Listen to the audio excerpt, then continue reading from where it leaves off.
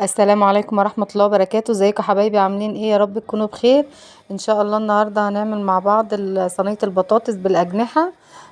سهلة وبسيطة وتعمليها بسرعة وانت واقفة على طول، وسريعة وطعمها تحفة وان شاء الله تعجبكم. معايا اول حاجة، معايا كيلو بطاطس مقطعاه طرنشات كده تخينة شوية، ومعايا بصلتين كبار مقطعهم برضو طرنشات زي ما انتوا شايفين، ومعايا حوالي 4 فصوص توم كده مقطعاهم صغير او تدقيهم عادي.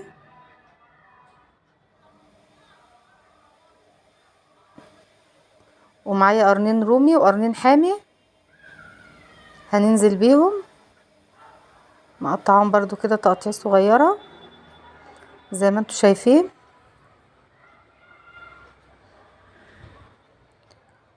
ومعايا حوالي 5 طماطمات كده مقطعاهم برضو زي ما انتوا شايفين كده.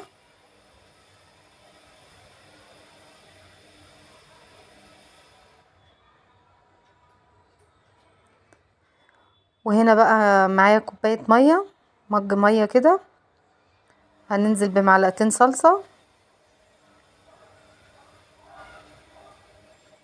هندوبها في قلب المية.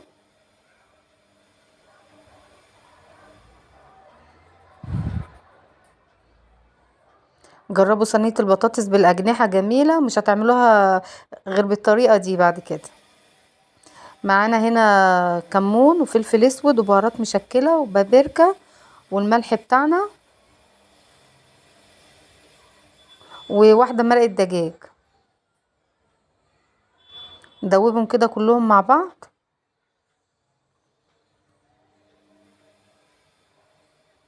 معايا الأجنحة بتاعتي غسلاها غسلة كويسة، هنزلها في قلب التتبيلة دي،